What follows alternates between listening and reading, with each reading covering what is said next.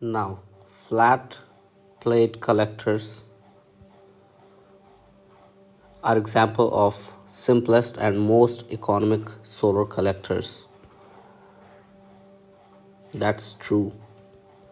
Second, some of the solar concentrating collectors essentially use flat collectors.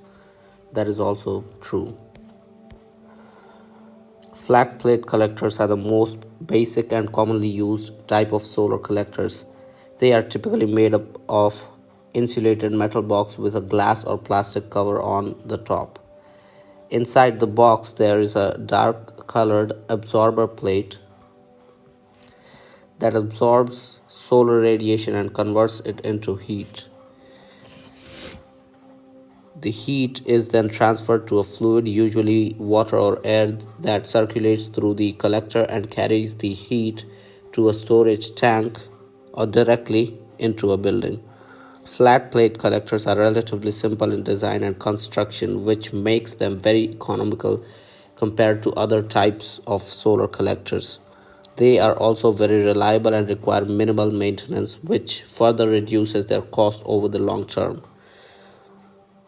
Solar concentrating collectors focus the sun's rays onto a small area, which allows for much higher temperatures than flat plate collectors. However, many solar concentrated collectors still use flat plate collectors as the absorber element. In these systems, the flat plate collector is typically located at the focal point of the concentrator and absorbs the concentrator and absorbs the concentrated solar radiation.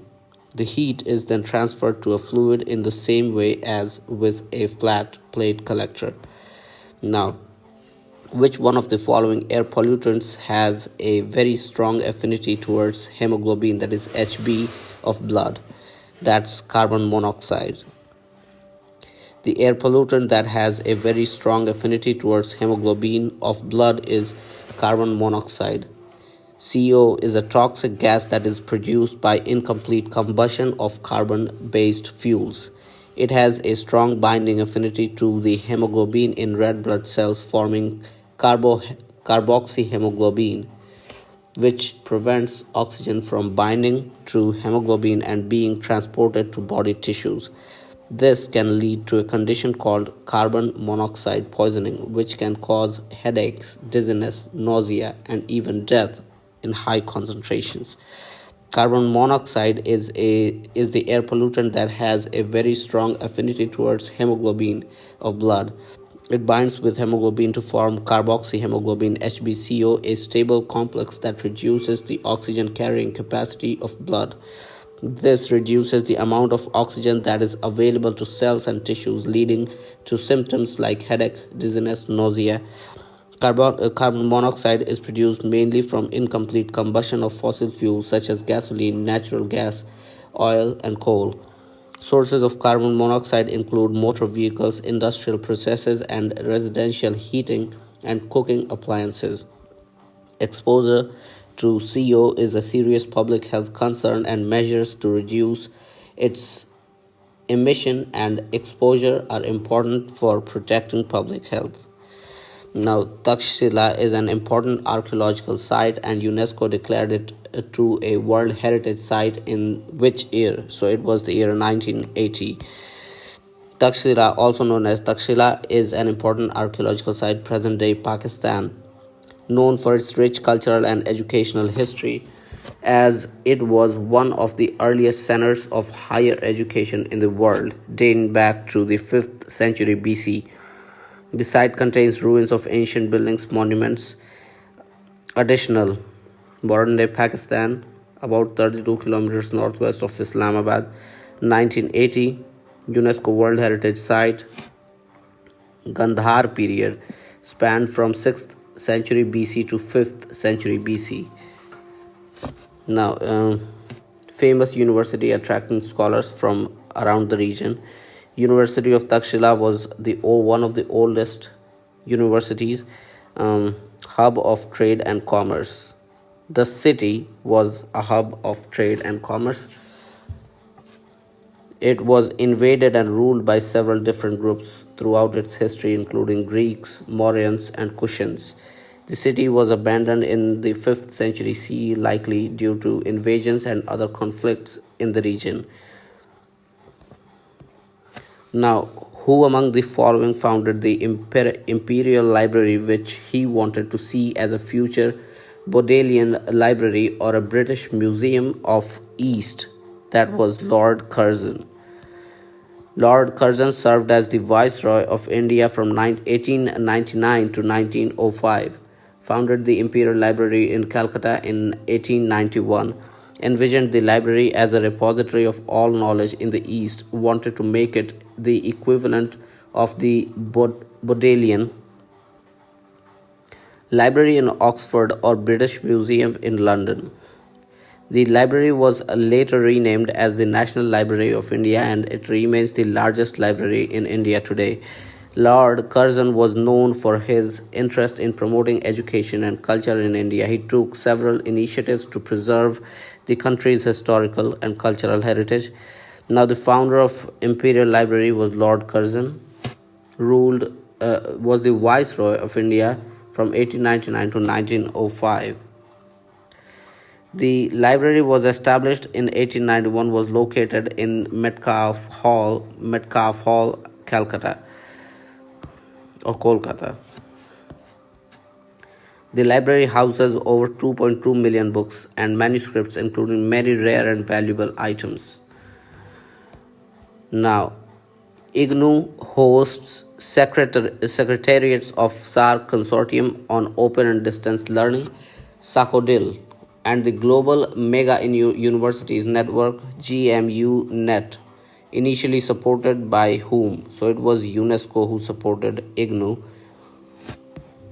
Now, SARC Consortium on Open and Distance Learning, SACODIL, was established in 2004 to promote collaboration among open and distance learning institutions in the South Asia region. The Secretariat of SACODIL is hosted by the Indira Gandhi National Open University, IGNOU, in New Delhi.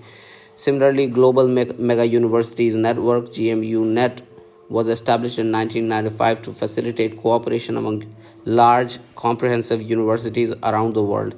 IGNOU hosts the Secretariat of GMU Net as well. Both SACODIL and GMU Net were initially supported by UNESCO. SARC Consortium on Open and Distance Learning, SACODIL, established in 2004.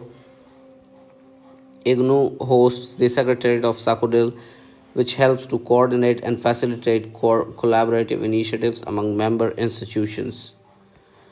Now, GMUNet. This network was established in 2006 with the aim of collaboration and best practices. IGNOU hosts Secretariat of GMUNet. Initial support.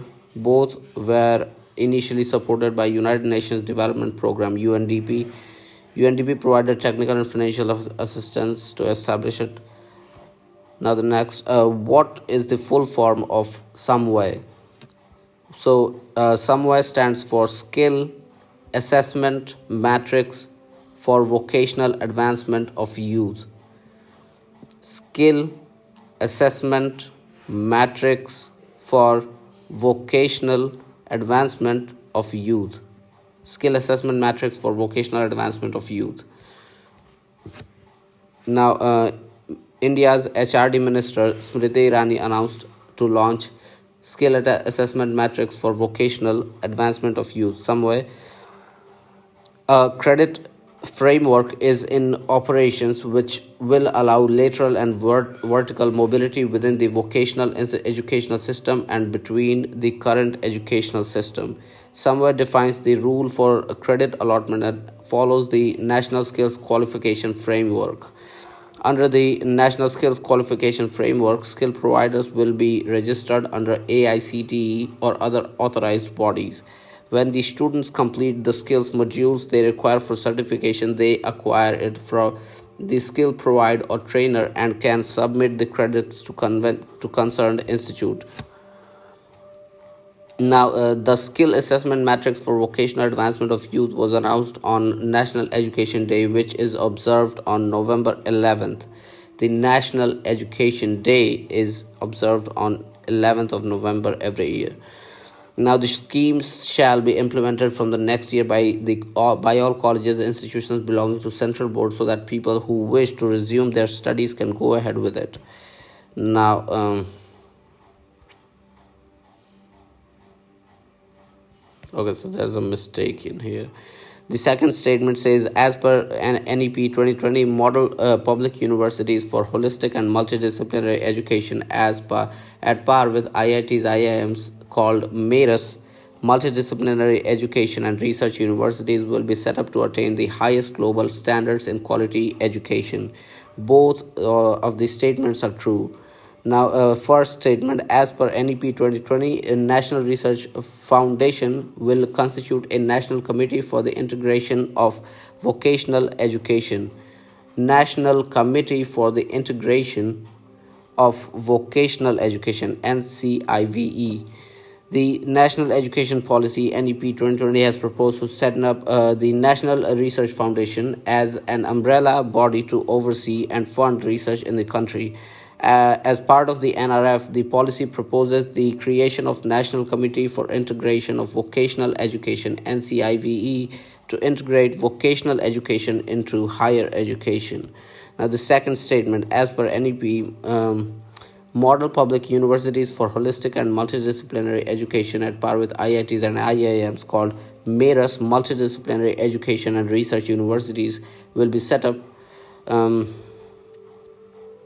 These universities will aim to attain the highest global standards in quality education and research in the country.